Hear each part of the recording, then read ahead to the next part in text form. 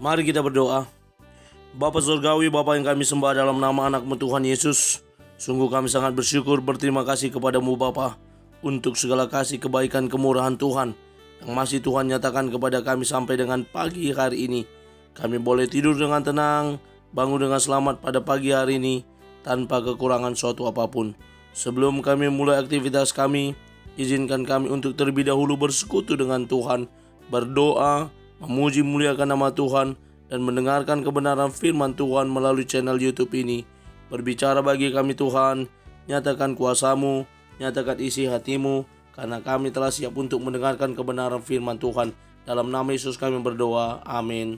Shalom ibu bapak saudara terkasih dalam nama Tuhan kita Yesus. Semangat pagi, selamat hari Minggu. Bertemu kembali di channel Rionando Butar-Butar dalam khotbah 5 menit aja atau Ko 5 untuk renungan harian. Renungan pada hari ini saya ambil dari kitab Hosea pasal yang pertama ayat yang ke-7. Demikian kesaksian firman Tuhan. Tetapi aku akan menyayangi kaum Yehuda dan menyelamatkan mereka demi nama Tuhan. Demi Tuhan Allah mereka, aku akan menyelamatkan mereka bukan dengan panah atau pedang, dengan alat perang atau dengan kuda dan orang-orang berkuda. Tuhan mengasihi dan menyelamatkan umatnya. Ibu bapak saudara terkasih dalam nama Tuhan kita Yesus, berbicara tentang kasih Tuhan dan cara Tuhan menyelamatkan manusia. Sungguh terkadang cara dan kasih Tuhan itu dinyatakan melalui hal-hal yang sulit untuk dibayangkan, sulit untuk dipikirkan. Karena apa? Dia Tuhan punya cara tersendiri.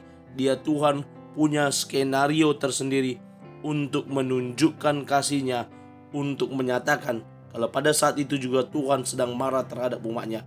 Dan hal itu boleh kita pelajari dan kita lihat melalui nats renungan yang juga menjadi nats khotbah di minggu hari ini di anggota-anggota UM, di mana Allah sendiri yang menunjukkan caranya.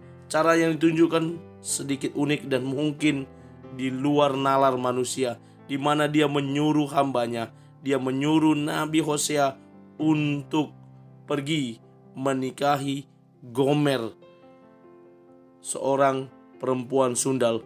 Dan kita tahu bagaimana cara tersebut mungkin kalau diperhadapkan kepada kita, ini mungkin Tuhan salah menunjukkan, atau ini bukan suara Tuhan, ini suara hantu.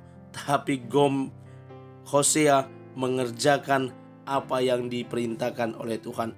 Hosea merupakan representatif dari Allah yang begitu mengasihi umatnya. Allah mengasihi umatnya meskipun kita seperti Gomer yang adalah representatif dari manusia yang tidak setia dengan Tuhannya.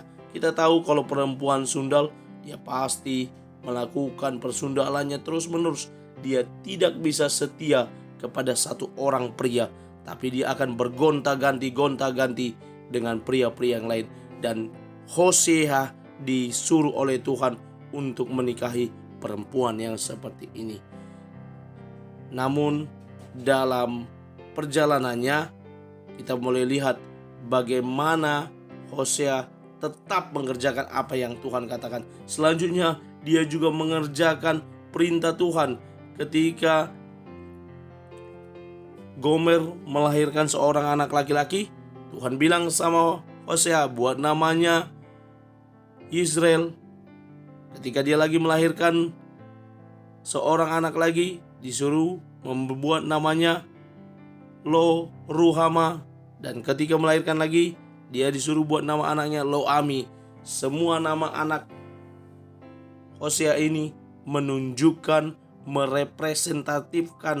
mempresentasikan bagaimana amarah Tuhan terhadap bangsanya. Bahwa dia berkata kepada umatnya, engkau tidak umatku lagi, aku tidak mengasihi engkau.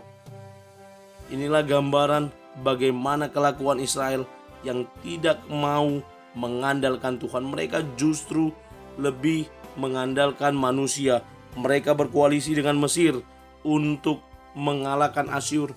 Namun akhirnya mereka betul-betul dilululantakkan oleh Asyur dan mereka tercerai berai sampai mereka tidak ada lagi tidak ada lagi, dan tercerai-berai tersebut hanya Yehuda. Sebagaimana dalam nas ini dikatakan, aku akan menyayangi kaum Yehuda dan menyelamatkan mereka demi Tuhan Allah mereka. Dan cara Tuhan menyelamatkan Yehuda juga dengan cara yang unik dan luar biasa. Karena itu ibu bapak, nas ini boleh mengingatkan kita bagaimana kita boleh belajar mengasihi Tuhan, karena kasih Tuhan juga akan surut dan dia kembali mengasihi umatnya. Kita belajar untuk menjadi pribadi yang mengasihi Allah karena dia terlebih dahulu mengasihi kita. Kita boleh menjadi pribadi yang setia kepada Allah karena Allah juga setia kepada kita. Amin. Kita bersatu dalam doa. Terima kasih Bapa untuk firman-Mu yang telah kami dengarkan. Mampukan kami untuk menjadi para pelaku kebenaran firman Tuhan yang tetap mengasihi Engkau dan tetap setia dan terhubung dengan Tuhan. Terpuji nama Tuhan, kami mulai hari ini. Dalam nama Yesus kami berdoa. Amin. Selamat beraktivitas. Tuhan Yesus memberkati. Shalom.